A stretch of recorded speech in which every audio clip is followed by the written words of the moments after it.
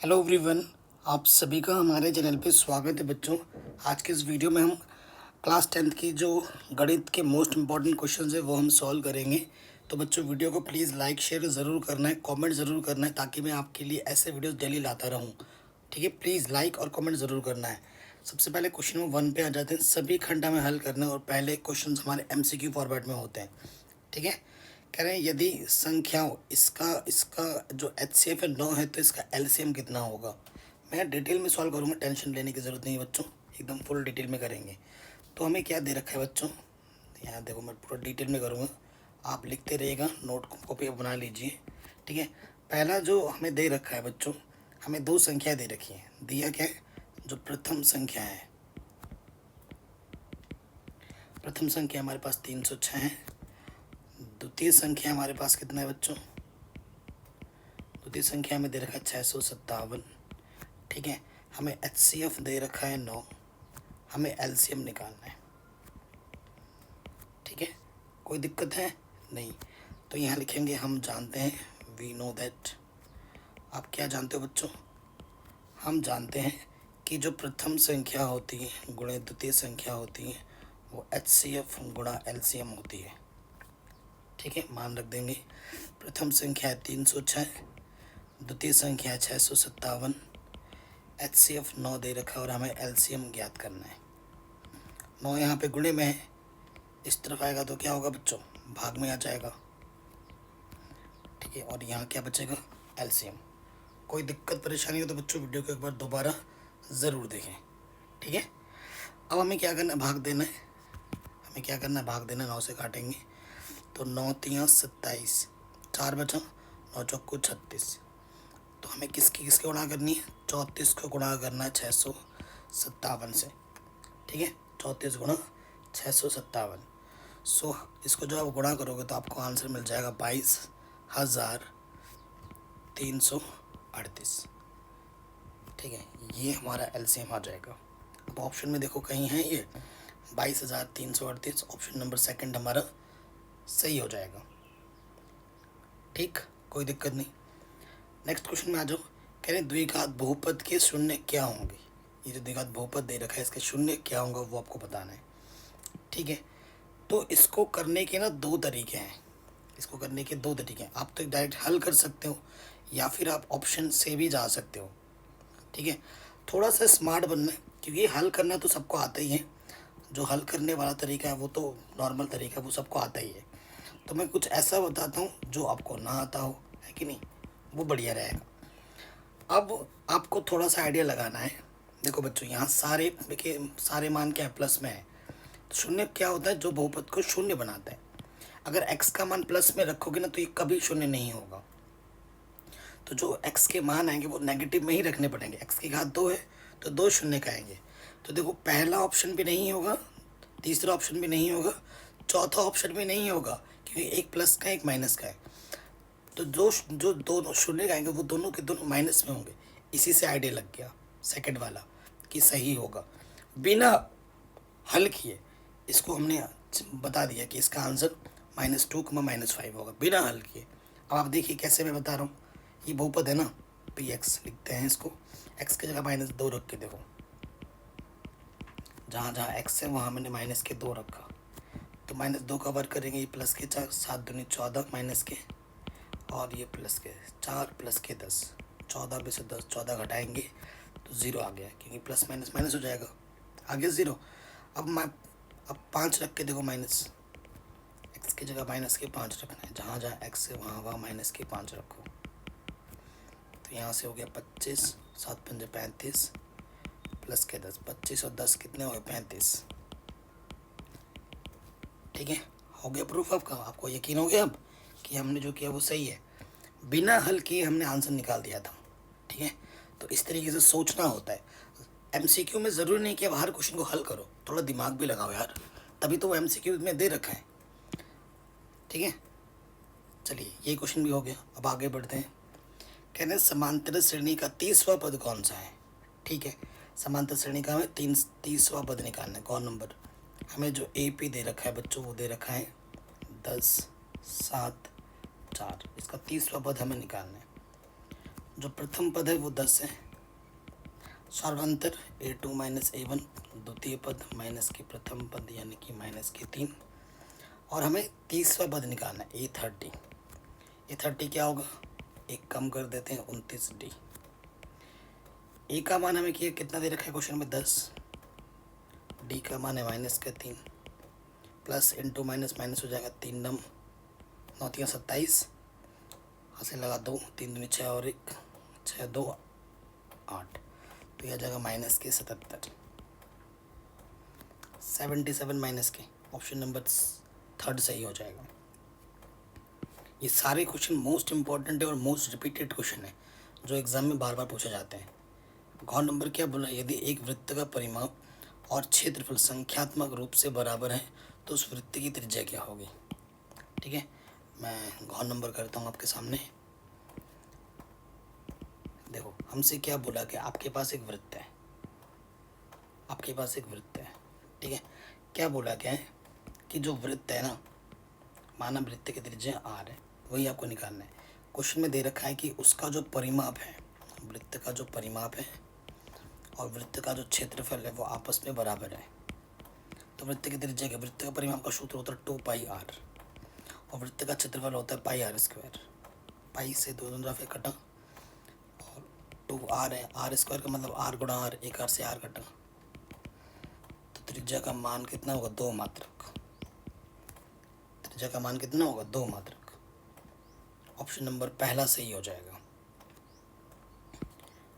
अंग नंबर पे आ जाओ। ये चित्र आपको दिख रहा है, ये दो त्रिभुज आपस में समरूप दे रखे हैं। ठीक है, ये एनसीईआरटी को ये 125 दे रखा है, ये 70 दे रखा है, तो आपको ओ ए बी इसका मान बताना है कितना होगा। ठीक है, तो मैं आपको चित्र थोड़ा इधर बड़ा बना के दिखाता हूँ। वैसे तो बहुत ही आसान क्वेश्चन है। ठीक है, हमें क्या दे रखा है, एक रेखा यहाँ से गई है और एक रेखा यहाँ से गई है। ठीक है, और ये तिरछी रेखा इधर से गई है और इधर से गई है। ठीक है, कोई दिक्कत नहीं है। यहाँ पर पॉइंट सी है, यहाँ पर पॉइंट का नाम डी है, ये ओ पॉइंट है। ये मुझे 125 दे रखा है, ये मुझे 70 दे रखा है, इसका नाम ए दे रखा है और इसका नाम बी दे रखा है। ठीक है, आप जानते हैं बच्चों कि ये एक सरल रेखा है। ये क्या है, एक सरल रेखा है। तो सरल रेखा में टोटल जो कोण बनता है वो 180 बनता है।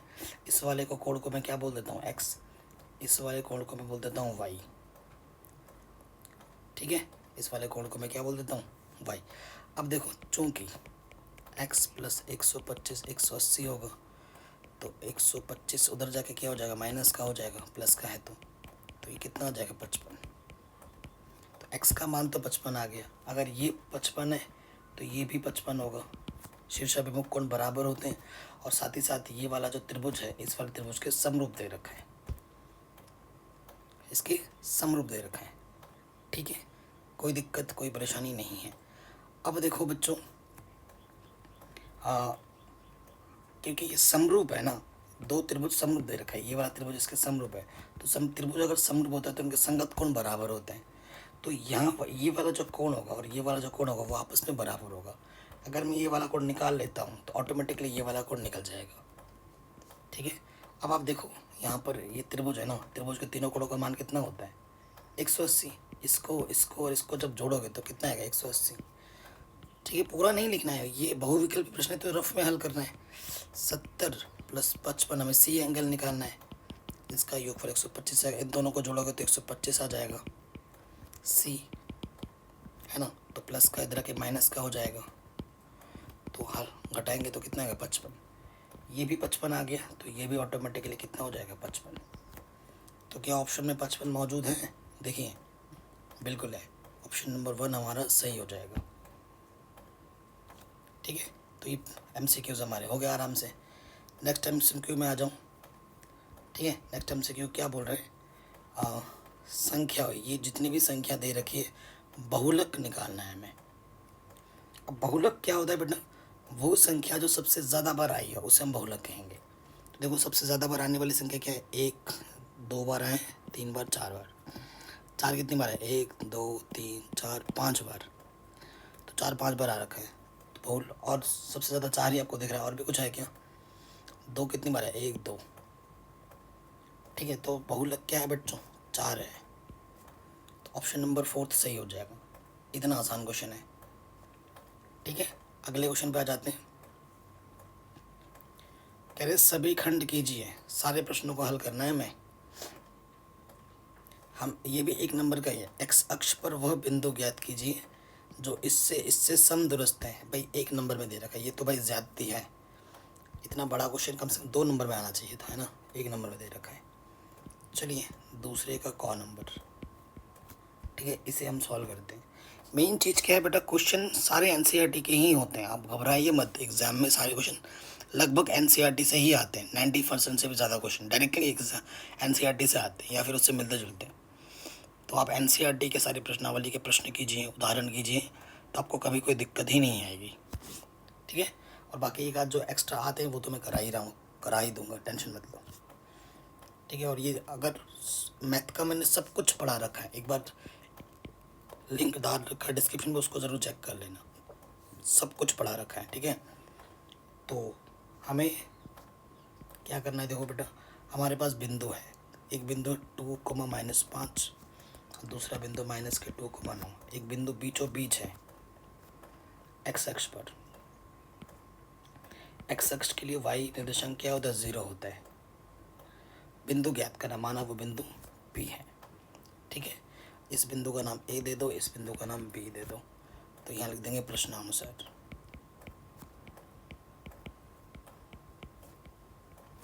ठीक है। प्रश्नानुसार लिखा तो प्रश्नानुसार यहाँ से क्या हो जाएगा? ए पी बराबर पी बी, ठीक है। तो ए पी निकालते हैं बच्चों। ए पी का मतलब 2 बिंदुओं के बीच की दूरी। जब ए पी करेंगे तो ये x1, ये y1, ये x2, ये y2 हो जाएगा। 2 बिंदुओं के बीच की दूरी सूत्र पता ही होगा, x1 माइनस x2 का square, y1 minus minus plus हो जाता है y2 का स्क्वायर। इधर आ जाओ, इस वाले में पी बी में x1 minus minus plus x2 का स्क्वायर, y1 माइनस y2 का स्क्वायर। दोनों तरफ वर्क करो, अंडर रूट होने पे वर्क करना पड़ता है।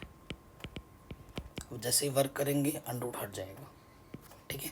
तो यहाँ से बच जाएगा x-2 का वर्ग, 5 आ जाएगा, 0 + 5 5, 5 का वर्ग करोगे 25 हो जाएगा। इधर आ जाएगा x+2 का वर्ग, माइनस के 9 बचेगा, -9 का वर्ग क्या होता है? 81। a - b का वर्ग, a + b का वर्ग, खोल देंगे। सूत्र तो पता ही होगा ना सबको, a का स्क्वायर b का स्क्वायर माइनस के 2ab। इधर भी लगाएंगे, a का स्क्वायर b का स्क्वायर प्लस है 2ab। देखो दोनों तरफ जो है वो तो कट जाएगा, प्लस का x स्क्वायर प्लस का स्क्वायर कटा, प्लस का 2 स्क्वायर प्लस का 2 स्क्वायर कटा, और नहीं कटेगा। यहाँ से आ जाएगा माइनस के 4x, 2 दूनी 4 प्लस के 25। यहाँ से आ जाएगा प्लस के 4x प्लस के 81। आप कहोगे सर 4x क्यों नहीं कट रहे हो? क्योंकि इसका चिन्ह नेगेटिव है और इसका चिन्ह पॉजिटिव है, चिन्ह भी तो समान होने चाहिए तभी कटेंगे, ऐसे नहीं। अब अंक को एक तरफ लाओ, संख्याओं को एक तरफ लाओ। 25 इधर है, प्लस का इधर के क्या हो जाएगा? माइनस का। ये माइनस का इधर के क्या हो जाएगा बच्चों? प्लस का। तो 25 में से घटाओगे तो 11 में से 5 गया 6, और 7 में से 2 घटाएंगे तो माइनस का 56। यहाँ आगे 8x, 8 गुणे में है तो इधर आ जाएगा बट्टे में, 8 7 56। तो x का मान आ गया माइनस के 7। तो x का मान यहाँ रख दोगे, अतः वो बिंदु कितनी हो जाएगी? -7,0, बीचों बीच वाली बिंदु,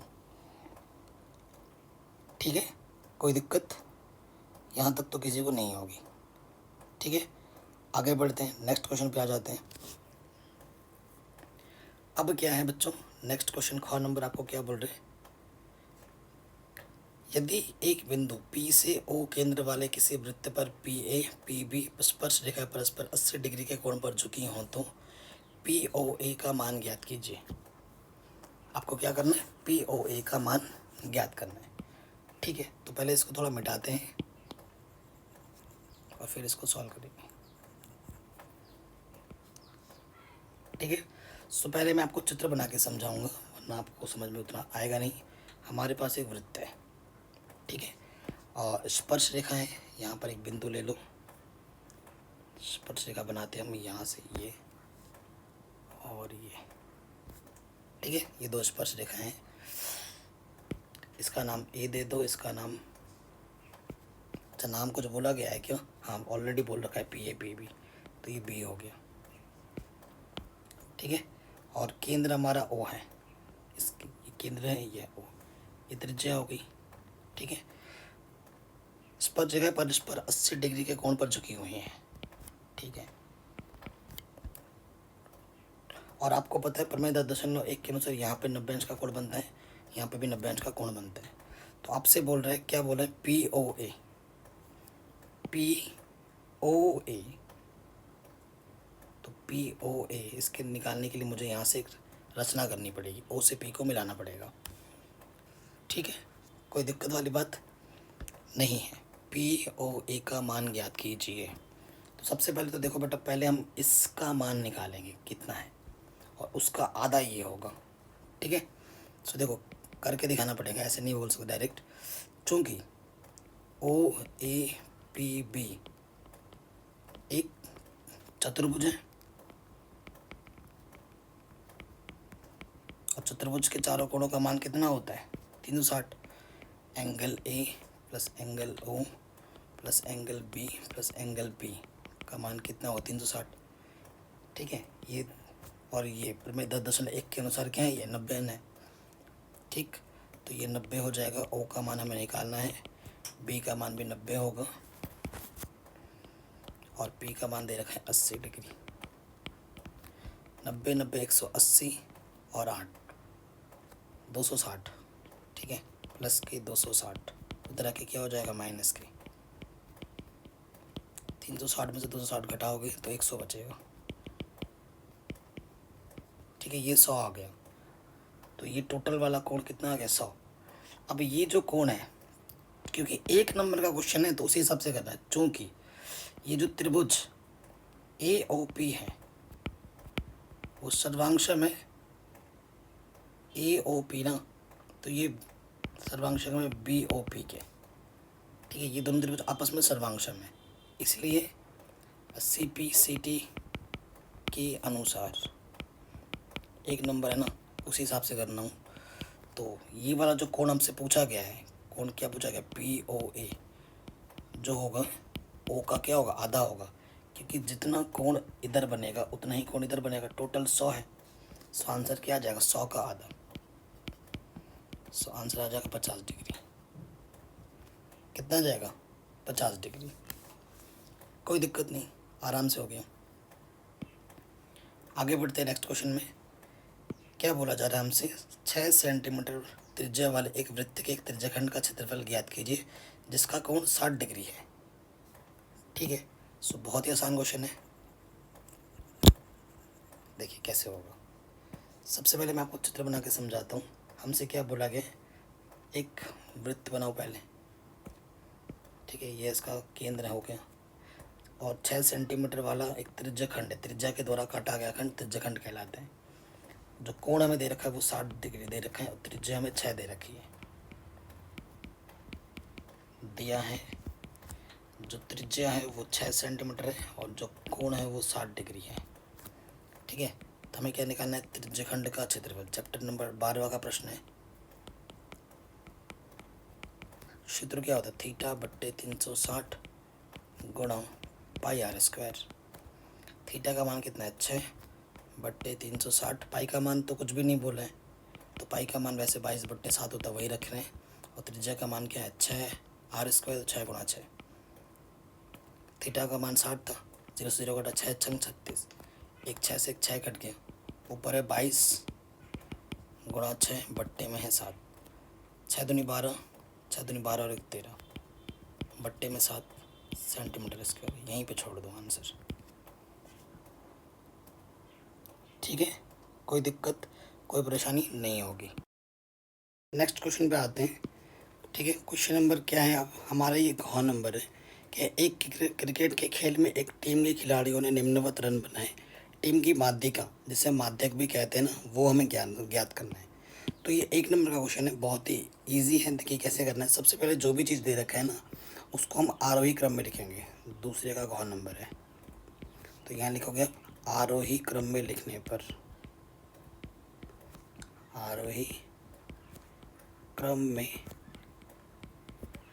लिखने पर,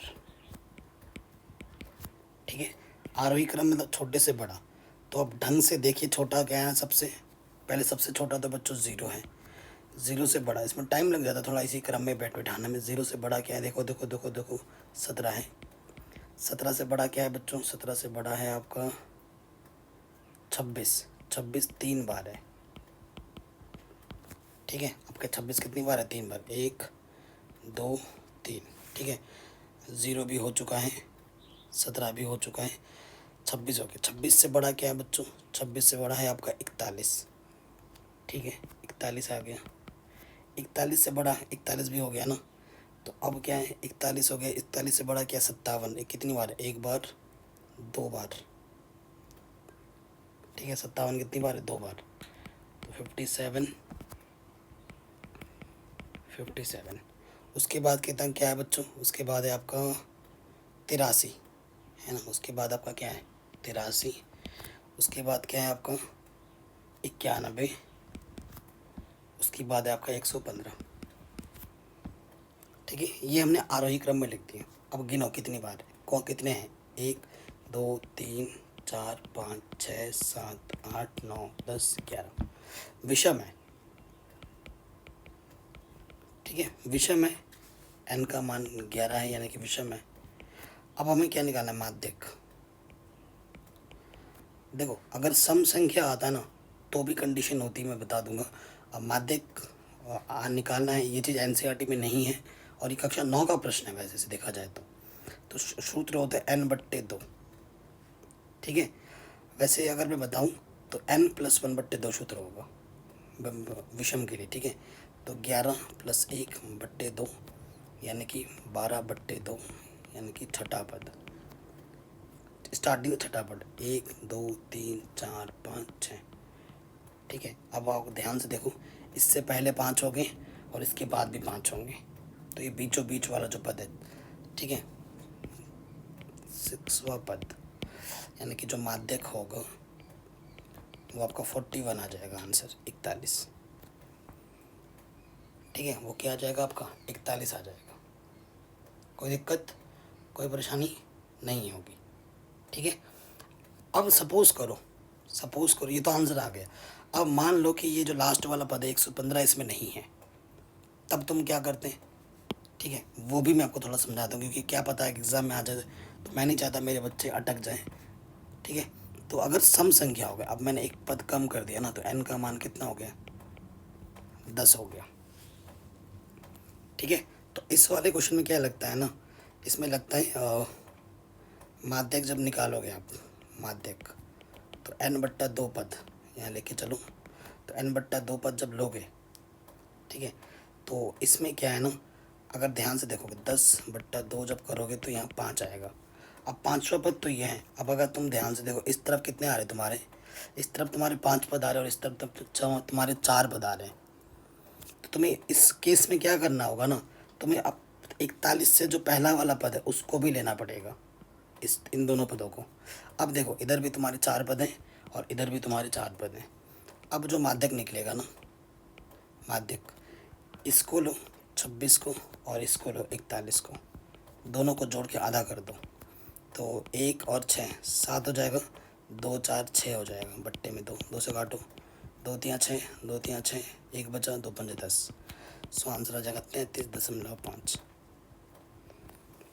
ठीक है बच्चों, आगे समझ में कोई दिक्कत कोई परेशानी नहीं होनी चाहिए। देखो बच्चों मैंने सब कुछ बता दिया है किस तरीके से करना है, एक अलग से भी बना दिया ताकि आप अटको नहीं एग्ज़ाम में, ठीक है, क्योंकि ऐसे क्वेश्चन एग्ज़ाम में एनसीईआरटी में नहीं है। अब सारे देखो कुछ क्वेश्चंस हैं जो कि मैं बताता चलता हूँ। जैसे कि नेक्स्ट क्वेश्चन है आपका, सिद्ध कीजिए अनुर्ध्व परिमेय संज्ञा है। ये मैंने ऑलरेडी पढ़ा रखा है क्योंकि ये इतने सारे क्वेश्चन, प्रश्नावली 1.3 का प्रश्न है, जैसे आप नीचे जाके देख सकते हैं, ठीक है। तो ये तो इतनी बार करा रखा है कि क्या ही बताएं। प्रश्नावली 1.10 अनुर्ध्व का परिमेय संज्ञा है, आप प्रश्न नंबर 1.3 देख सकते हैं, 2 नंबर का प्रश्न है, बार बार वो मैंने करा रखा है। अगले प्रश्न पे आ जाते हैं। कह रहे हैं द्विघात समीकरण को x+2 से भाग दीजिए और भागफल और शेषफल बताइए। ठीक है, आसान सा क्वेश्चन है। x+2 से हमें भाग देना है इसमें 3x+1 में। तो सबसे पहले लॉजिक क्या होता है, इसका फर्स्ट पहला पद लेना होता है और इसके पहले पद से हमेशा भाग देना होता है। तो 2x² से एक घात कम हो जाएगी, भाग देने पे घातें कम, 2x आ गया। 2x हम यहाँ लिखेंगे और इस पूरे में गुणा करेंगे। तो 2x को जब x से गुणा करोगे तो वो पहला पद तो आएगा ही आएगा, 2x गुणा x² फिर 2x, 2 2 ज़ा 4, 2 दूनी 4 है ना, और x समान पद के लिए समान पद लिखते हैं, ये तो पता ही होगा। फिर घटा दें, प्लस का हो गया माइनस, इस प्लस का हो गया माइनस, ये कटा, 3x में से 4x घटाओगे माइनस का x, और ये 1 प्लस का नीचे आ जाएगा। अब इसका पहला पद आ जाएगा माइनस का x, इसका पहला पद क्या है x, x 1 कम x, माइनस का आ गया माइनस का 1, गुणा करो, यहाँ से गुणा करेंगे पहला पद तो वही आ जाता है, गुणा करके देखो माइनस x कम माइनस x और प्लस माइनस माइनस, 1 दूनी 2, घटाने पे चिन्ह बदलता है, प्लस माइनस कटा, प्लस का 2 प्लस का 1 प्लस का 3, और भागफल नहीं जाएगा क्योंकि इसकी घात 1 है और इसकी घात कितनी है 0। संख्या वाली की जो घात होती है वो 0 होती है। जब जिससे तुम भाग दे रहे हो उसकी घात से जो यहाँ नीचे उसकी घात कम आ जाती है तब और भाग नहीं जाता है। यानी कि हमारा जो भागफल आया है, भागफल को QX से प्रदर्शित करते हैं, वो कितना है 2x - 1, और जो शेषफल है RX वो हमारा कितना है बच्चों 3 है। ये हमारा आंसर आ गया। बताइए कोई दिक्कत कोई परेशानी नहीं होगी, ठीक है, कोई दिक्कत कोई परेशानी नहीं होगी। ये जो क्वेश्चन है गौ नंबर 2 नंबर पूछा गया है, ये मैंने कुछ दिन पहले की वीडियो में करवाया था आप लोगों को, ठीक है, कुछ दिन पहले ही करवाया था। और मैं उस वीडियो के लिंक्स पे मैं डाल दूंगा डिस्क्रिप्शन पे, और मैं बता भी दे रहा हूँ ये कहाँ का क्वेश्चन है। ये चैप्टर नंबर 6 का उदाहरण का प्रश्न है, और इस क्वेश्चन को मैंने कितनी बार करवाया, और ये बहुत ही ज़्यादा इंपॉर्टेंट क्वेश्चन है, और ये बार बार रिपीट हुई। यहाँ तो इसने 2 नंबर में दिया है, एक्चुअली ये 4 नंबर 6 नंबर में क्वेश्चन आता है बड़े बड़े नंबर में, यहाँ इन्होंने 2 नंबर में दे दिया है।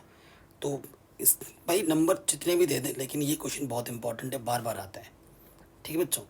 ये प्रश्न ये कुछ दिन पहले ही मैंने कराया था, उसकी मैं लिंक्स डाल दूंगा डिस्क्रिप्शन में वीडियो की, और क्वेश्चन नंबर कौन सा है वो भी मैं बता दूंगा, तो आप जाके देख लेना।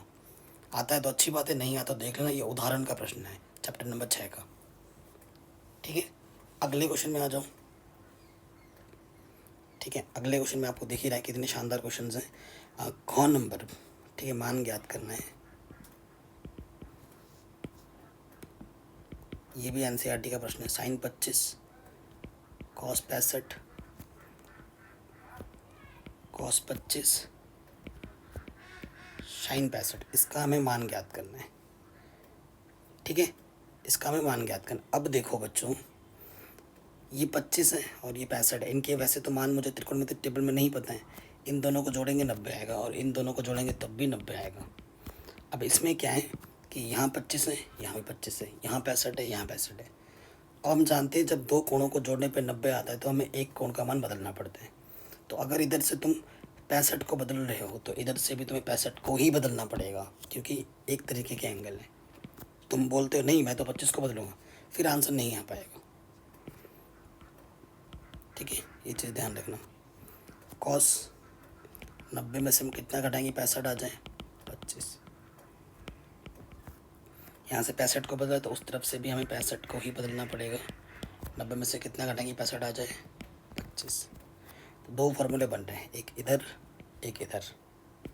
आप जानते हैं कॉस 90 माइनस थीटा क्या होता है बच्चों, साइन थीटा, और साइन 90 माइनस थीटा क्या होता है कॉस थीटा, है कि नहीं।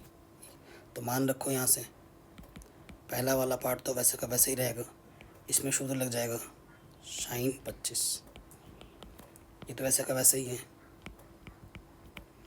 गुणा साइन 90 माइनस थीटा क्या होता है कॉस थीटा, थीटा की जगह 25 है, तो जो चीज़ 2 बार है तो ये हो जाएगा साइन स्क्वायर 25, ये हो जाएगा 2 बार गुणा में है तो कॉस स्क्वायर 25। आपको पता ही है sine square theta plus cos square theta का मान कितना होता है 1, तो इसका मान क्या आ जाएगा 1। ठीक, आराम से हो गया, कोई दिक्कत कोई परेशानी नहीं होगी। अगले क्वेश्चन में आ जाओ, चौथे नंबर में कह रहे निम्नलिखित परिमेय संख्याओं के दशमलव प्रसार शांत या अशांत आवृत्ति के कारण सहित बताइए। तो 4 प्रश्न दे रखे हैं, यानी एक क्वेश्चन आधा आधा नंबर का है ना। वैसे 4 पार्ट नहीं देने चाहिए थे, 1-2 देने चाहिए थे। ठीक है, चलो वो तो मेरा ओपिनियन है, मैं अगर होता टीचर तो मैं यही करता, बट अब दिए हैं तो करने पड़ेंगे। तो देखो पहले वाले पार्ट में आ जाओ, 29/343 है ना। तो हम क्या करते हैं,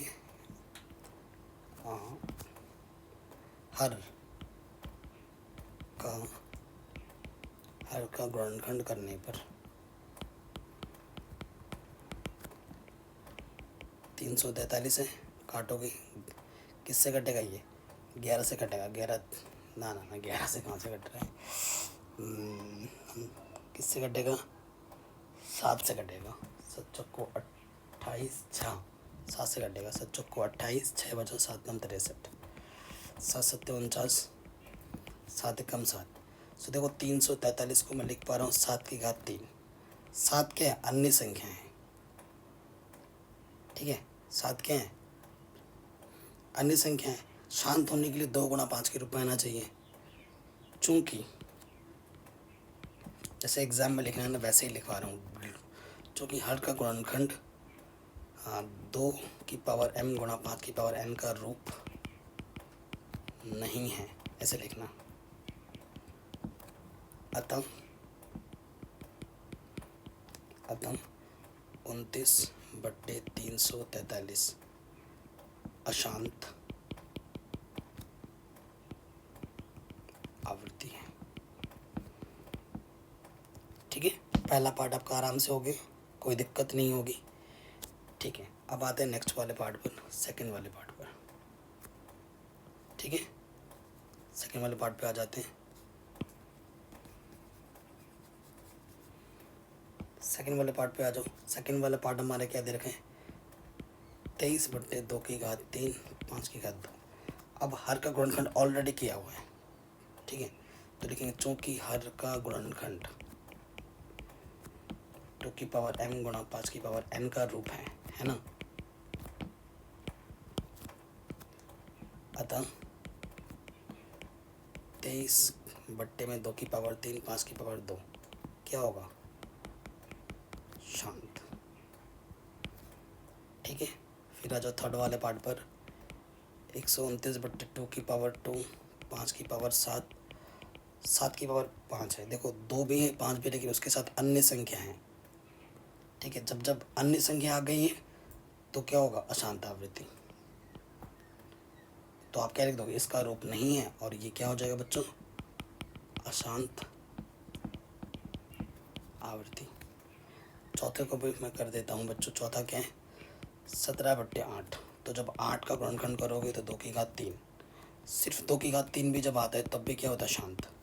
मतलब सिर्फ 2 की पावर कुछ आए या सिर्फ 5 की पावर कुछ आए तब भी शांत होता है। 2 और 5 आए तब भी शांत होता है। प्रश्नावली 1.4 का प्रश्न है ना। आपने अगर मेरे वीडियोस देखे हैं तो आपको पता होगा, और मेरे सारे वीडियोस आप लोगों के प्यार से मिलियन में गए हैं। 2 मिलियन 3 मिलियन 7 मिलियन तक पहुंच चुके हैं। ये आपका प्यार है, आपका सपोर्ट है बच्चों, जो आप लोग मेरे बनाने के तरीके को और मेरे वीडियो को पसंद करते हैं। थैंक यू सो मच उसके लिए। नेक्स्ट क्वेश्चन में आते हैं बच्चों। ये भी हो गया हमारा, है ना। हर क्वेश्चन हम कर रहे हैं डिटेल में। नेक्स्ट क्वेश्चन क्या बोल रहा है, सिद्ध कीजिए कि बाह्य बिंदु से वृत्त पर खींची गई स्पर्श रेखाओं की लंबाइयाँ बराबर होती हैं। एक्चुअली ये प्रमेय 10.2 है। कितना, ये दोनों प्रमेय मैंने प्रूफ करना सिखा रखे, 10.1 को भी और 2 को भी, है ना। क्या बोल रहा है ये कि अगर आपके पास एक वृत्त है, ठीक है, वृत्त से एक बाह्य बिंदु से अगर स्पर्श रेखाएं हम खींचते हैं, ठीक है, वृत्त के बाह्य बिंदु से अगर हम स्पर्श रेखा खींचते हैं तो उन दोनों स्पर्शरेखाओं की लंबाइयाँ जो होती हैं वो बराबर होती हैं। ए है, ये बी है, हमें ये सिद्ध करना है कि जो पी ए है, हमें सिद्ध क्या करना है, सिद्ध करना है पी ए बराबर पी बी, ये चीज़ हमें सिद्ध करनी है। अब हमें क्या करना है उसके लिए, ये केंद्र है, इसका नाम मैंने ओ दे दिया, इससे इसको मिलाया, इससे इसको मिलाया, ठीक है। तो रचना हमने किया है, रचना लिखी है यहाँ पर। रचना में आपने क्या लिख दिया कि ओ बी ओ ए को मिलाया,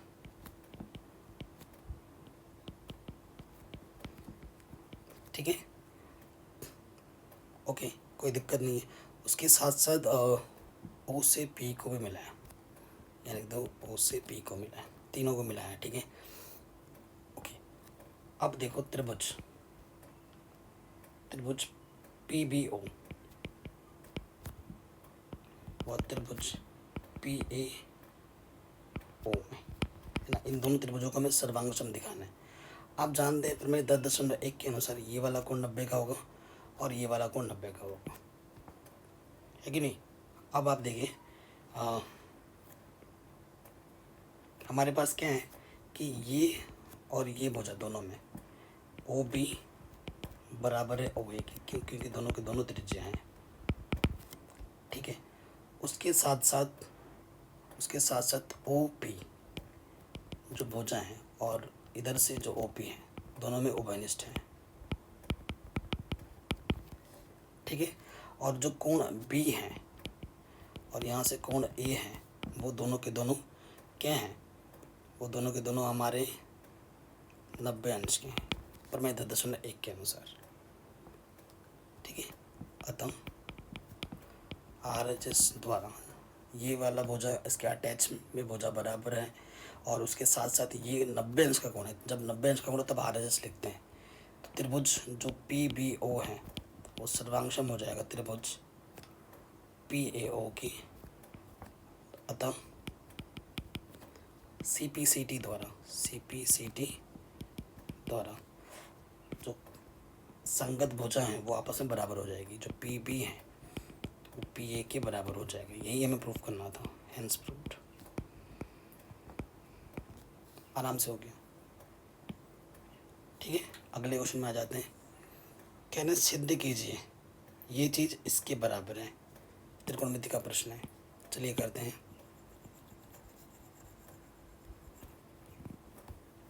तो नेक्स्ट प्रश्न पे आ जाते हैं। हमारे पास क्या दे रखा है बच्चों, गौ नंबर, बाएं पक्ष लेंगे, लिख देंगे बाएं पक्ष लेने पर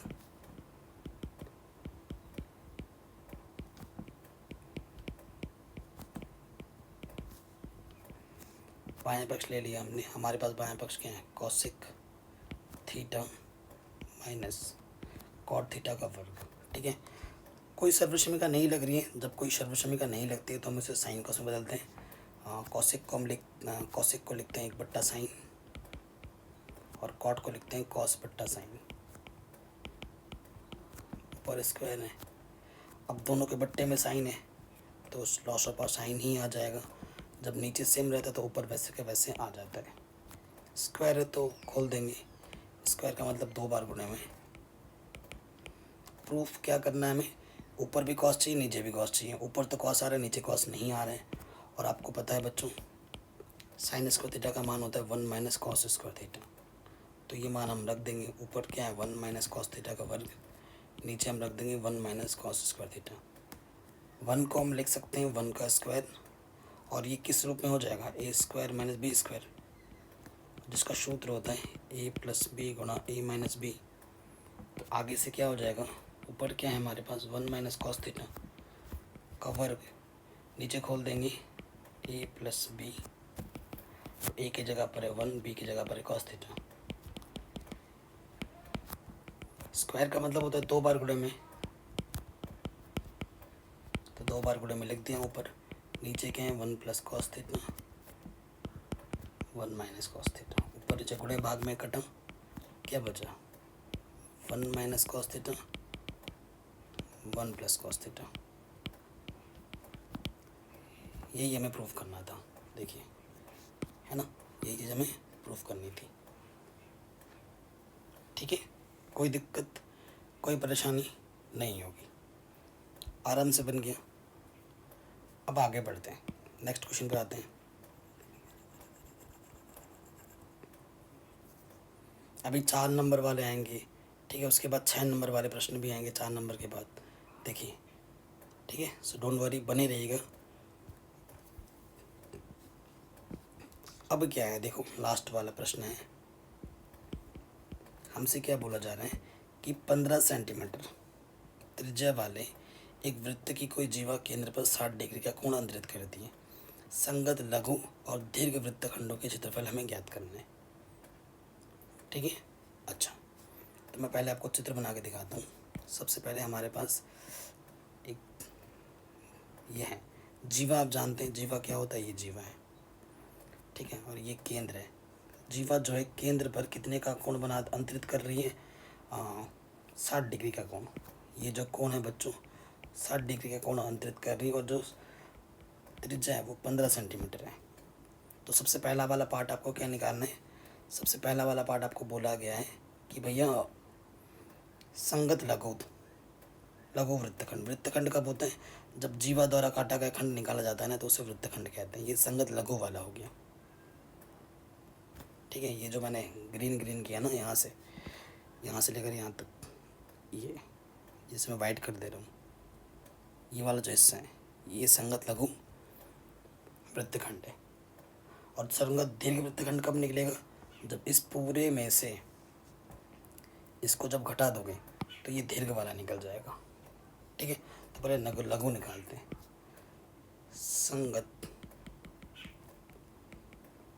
लघु वृत्तखंड का क्षेत्रफल, इसका जो सूत्र होता है वो होता है बच्चों थीटा बट्टे 360 pi r square minus 1/2 r square sine theta. ठीक है, इस सूत्र को याद रखिएगा बच्चों, वरना दिक्कत हो जाएगी। अब हम हल करेंगे। थीटा का मान क्या दे रखा है 60 बट्टे 360, पाई का मान क्या बोला 3.14 रखिए, और त्रिज्या का मान दे रखा है 15 स्क्वायर। त्रिज्या का मान है यहाँ 15 स्क्वायर बट्टे में 2, साइन थीटा का मान कितना दे रखा है 60। ठीक है, काटेंगे तो 6 बार जाएगा। ठीक है, ऊपर आ जाएगा 3.14, 15 का वर्ग होता है 225 बट्टे में है 6, 225 बट्टे में 2 अंडरूट, साइन का 60 का मान होता है √3 बट्टे 2। और हल करेंगे 3.14 225 बट्टे में है 6, और इधर है 225, √3 का मान रखने के लिए बोला है 1.73, और 2 दूनी कितना हो जाएगा 4। अब कैलकुलेशन पे ही सारी बात आ जाती है कि आपकी कैलकुलेशन कितनी स्ट्रांग है।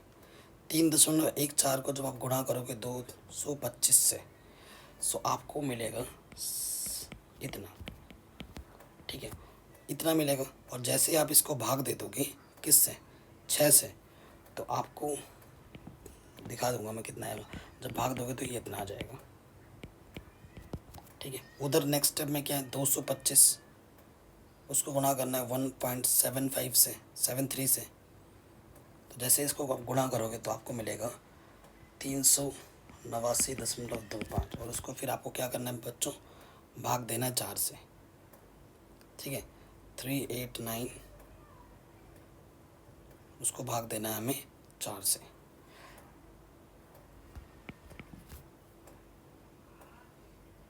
$389.25। ठीक है, ये आ गया। उसको फिर डिवाइड करना है हमें 4 से, तो इतना आ जाएगा 87.3125। ठीक है, माइनस करना है हमें 117.75, तो ये आ जाएगा लगभग 30.43।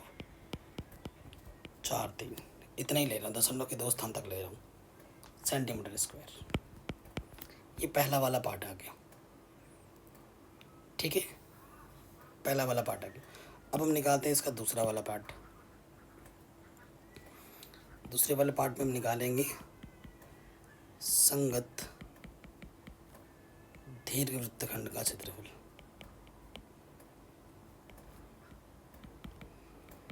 जो कि होता है वृत्त का क्षेत्रफल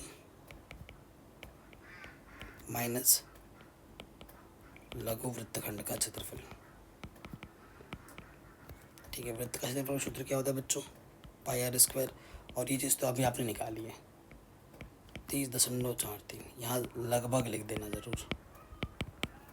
ठीक है, पाई का मान 3.14 और त्रिज्या में दे रखी है 15।